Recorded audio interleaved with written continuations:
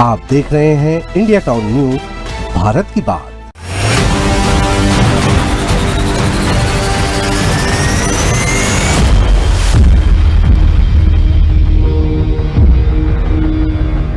नमस्कार, आप देख रहे हैं इंडिया टाउन न्यूज और मैं हूं आपके साथ कमर गौस। इस वक्त हम मौजूद है छुरिया में और छुरिया की जनता हमारे साथ मौजूद है। आइए चुनावी समर कमर में हम इनसे बात करते हैं कि इस बार जो चुनाव लड़ा जा रहा है यहाँ पर छुरिया में, उसमें क्या खास मुद्दे हैं।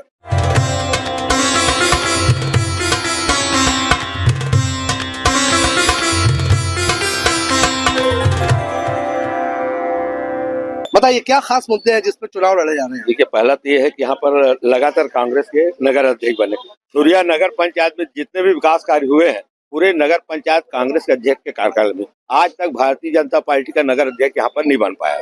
ठीक है। और दूसरी बात यह है कि अगर भाजपा का अगर कोई बना है तो मनोनीत बना है। सरकार बनने के बाद यहाँ जितने भी विकास कार्य हुए कांग्रेस की बदौलत हुए हैं। जी, कांग्रेस की बदौलत हुए हैं। कौन बताएगा कि यहाँ के जो कार्य हुए वो कह रहे हैं कि कांग्रेस की बदौलत ही हुए, क्या कहेंगे आप।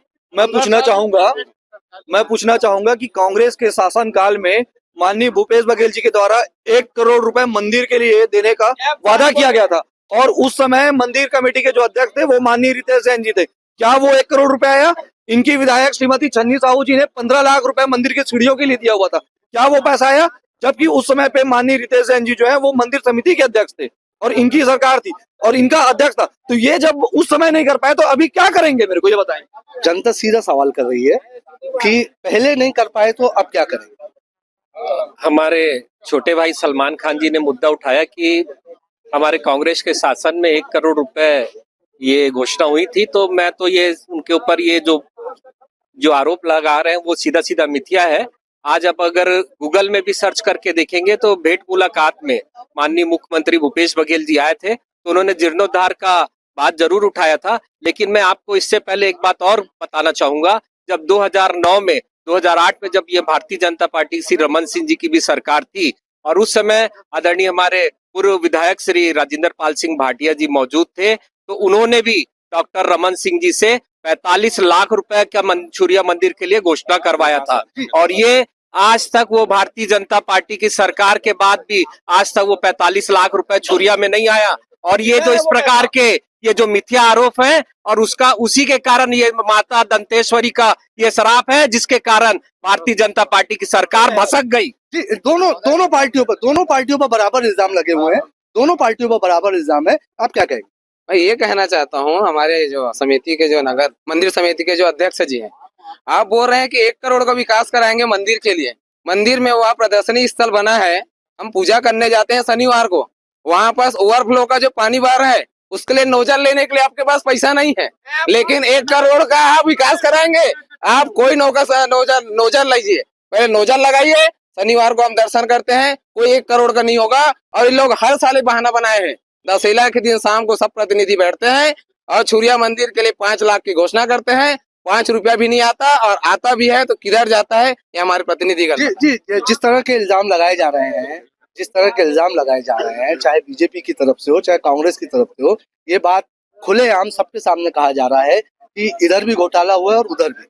अभी जैसे बोला मेरे छोटे भाई ने, जिस तरीके से कि वहां से पानी बह रहा है और नोजल का बात है, वो मामला जो है नगर पंचायत का है। नगर पंचायत में भारतीय जनता पार्टी की अध्यक्ष बैठी हुई थी, उन्होंने कुछ कराया नहीं। और जिस तरीके से इन्होंने बोला कि मंदिर समिति के अध्यक्ष वो कर सकते हैं, इनकी जानकारी में वो चीज नहीं रहा। आप जब देखें और नोजल की बात है तो आप नोजल क्यों नहीं लगाए, इस बात का जवाब। जी, नोजल क्यों नहीं लगाए? देखिए बीजेपी पर भी इल्जाम लगा हुआ है, जिस तरह से कांग्रेस पे लगातार इल्जाम लगाए जा रहे हैं वैसे बीजेपी पर भी। जी, आता हूँ मैं आपके पास। जो नोजल की बात भोजवानी जी कर रहे हैं और मेरे भाई राहुल तिवारी जो बात कर रहे हैं, तो अभी जाके देखें कि वहाँ नोजल लगा हुआ है। जी, अभी नोजल यहाँ पे लगा है। आम लोगों से हम पूछना चाहते हैं, क्या वाकई में जिस तरह से ये लोग बीजेपी और कांग्रेस जिस तरह से बात कर रही है कि उन्होंने भी काम किया और इनने भी काम किया, बीजेपी कहती है कि कांग्रेस ने घोटाला किया और कांग्रेस कहती है कि बीजेपी ने घोटाला किया। अच्छा, सबसे पहले जो प्रश्न किए थे ना, है ना, सबसे पहले जो प्रश्न किए थे ना, मंदिर समिति के सदस्य हैं ना ही यहाँ पहुँच जाते हैं, है ना। अब और क्या सवाल इनका, बताओ। नोजल वाली वो जवाब दे दिए ना। हाँ, नोजल वाली जवाब दे दिए। मैं ये कहना चाहूंगा, पिछले 15 वर्षों से पिछले 15 वर्षों से छुरिया नगर पंचायत में कांग्रेस का अध्यक्ष रहा है। और ये भ्रष्टाचार की बात करते हैं। पूर्व में जब राजकुमारी सिन्हा जी अध्यक्ष थी, मैं वहां पे उपाध्यक्ष बना। मैंने लगभग 10 लाख रुपया के भ्रष्टाचार को उजागर किया। 4 कर्मचारी जो सस्पेंड हुए, 1 बर्खास्त हुआ। और मजे की बात, इन कांग्रेस के लोगों को बता देना चाहता हूं कि इनका जो अध्यक्ष था उसको शासन ने भ्रष्टाचार के आरोप में 6 साल के लिए चुनाव लड़ने के लिए अयोग्य घोषित किया है। जी, अयोग्य घोषित किया है। मैं बार बार यही की चीज कह रहा हूँ कि यहाँ पे जो है तो बीजेपी और कांग्रेस एक दूसरे पे आरोप प्रत्यारोप लगा रही हैं। आप भी मैदान में हैं और किन मुद्दों को लेकर खास तौर से पब्लिक के बीच में है? मुद्दे बहुत सारे हैं और अभी जैसा कि मैं बता रहे हैं भाई साहब लोग नोजल की बात कर रहे हैं तो और बहुत सारी बात मैं पूछना चाहता हूं कि जब बाहर गांव से महिला बहन हमारी जो है बस में उतर के जब वहां पर बैठती हैं उनको बाथरूम लगता है, दोनों को सरकार रही इनसे पूछे कि वो बाथरूम में दरवाजा क्यों लगा है। दूसरी बात, ये जब बाथरूम में दरवाजा लगा उसके लिए क्या प्रयास हुआ और अभी तक खुला क्यों नहीं है, ये बड़ा मुद्दा। दूसरी बात, इनके कांग्रेस के शासनकाल में 12 लाख रुपए का वाटर एटीएम बना था। वाटर एटीएम का एक उसका मिट्टी तक नहीं है, वो पूरा नेस्तो नाबूद हो गया है ये कांग्रेस के सरकार में। और भाजपा से पूछे कि अपने 8 पार्षदों को क्यों निष्कासित किए थे। जी जी जी जी, बताइए। कांग्रेस के ऊपर भी इल्जाम है, जिस तरह से कह रहे हैं छोटे छोटे मुद्दे हैं लेकिन मुद्दे तो है जो अब इस चुनाव में लोग उठा रहे हैं और इसको कांग्रेस हो या बीजेपी हो उसको सॉल्व करना जरूरी है। वाटर एटीएम की बात है जो मनमोहन जी उठा रहे हैं। वाटर एटीएम हमारे मंदिर के सामने में स्थापित किया गया था हॉस्पिटल के सामने, और उसका कुछ दिनों तक वो वाटर एटीएम सही भी चला जिसकी नगर की जनता ने फायदा उठाया। लेकिन कुछ टेक्निकल त्रुटि की वजह से, जो मेरी जानकारी में, चूंकि मैं नगर पंचायत में उस समय नहीं था, उसके बाद वो वहां से हट गया। और उसके बाद जो स्थिति बनी वो स्वास्थ्य विभाग की जगह थी, और स्वास्थ्य विभाग में अभी जब वहाँ बिल्डिंग का काम हुआ, कंस्ट्रक्शन का काम हुआ, तो उस वाटर एटीएम को उस वजह से वहां से हटाया गया। जी, बीजेपी पर भी इसी तरह की बातें हो रही है कि जो छोटे छोटे मुद्दे जनता के जो होना चाहिए। भोजवानी साहू जी ने कहा कि नोजल की बात की तो मुझे एक बात याद आई कि उनका आधार कार्ड का लाइसेंस क्यों रद्द हुआ था। नोजल की बात हो गई है, छोटा मुद्दा पब्लिक से जुड़ा हुआ मुद्दा है, पब्लिक से जुड़ा हुआ मुद्दा है। आधार कार्ड का उनका बनाने का केंद्र था, लाइसेंस था उनके पास, वो निरस्त क्यों हुआ, उसका जवाब दें। 2 दिन के लिए उनको 151 की धारा में कलेक्टर ने जेल में क्यों रखा?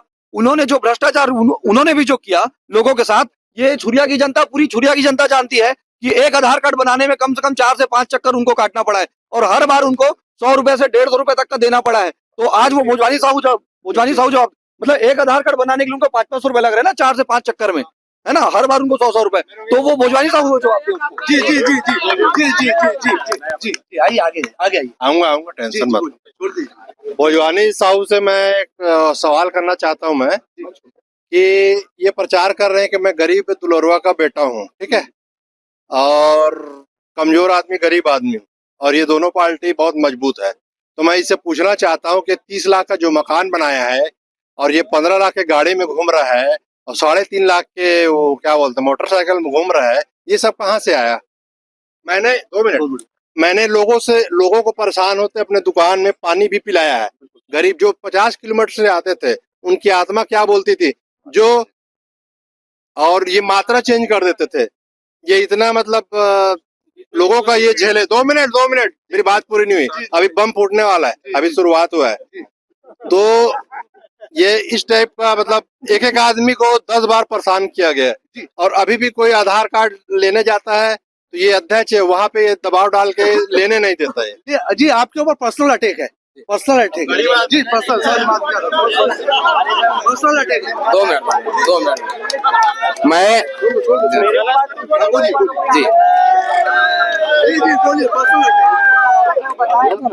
जी मैं इनको एक जानकारी से अवगत कराना चाहता हूँ।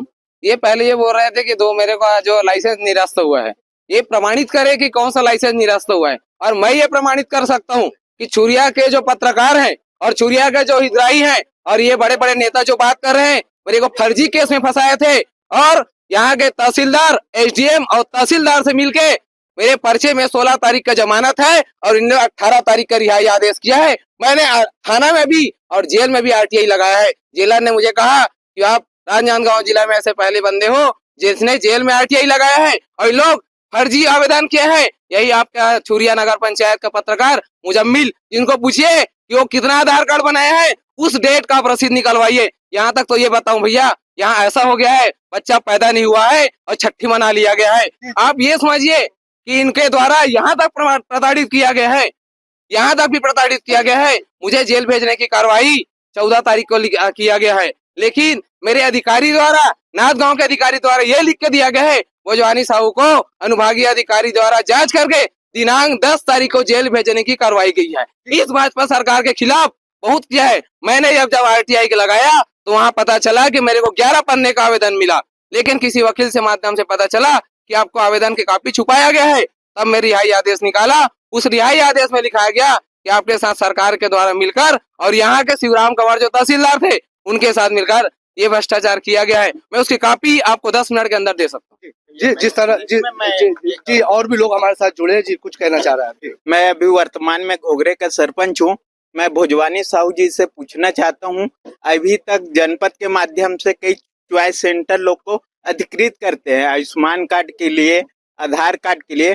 भोजवानी साहू जी ऐसे एक भी पंचायत बता दे जहां अगर वितरण जाके किया होगा, अगर फोटो होगा तो प्रमाणित सहित बता दे। सभी को दुकान में बुला के वसूली करते हैं। जी, लगातार जो है, तो मैं आपको बता दूं हम छुरिया में मौजूद है और छुरिया में सारे नेता और जनता के बीच हमने बात की।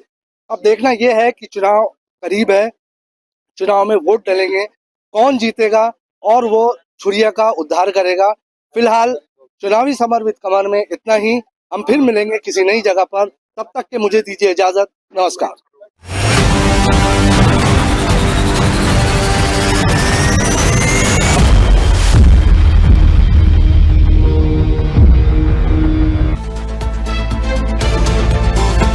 आप देख रहे हैं इंडिया टाउन न्यूज, भारत की बात।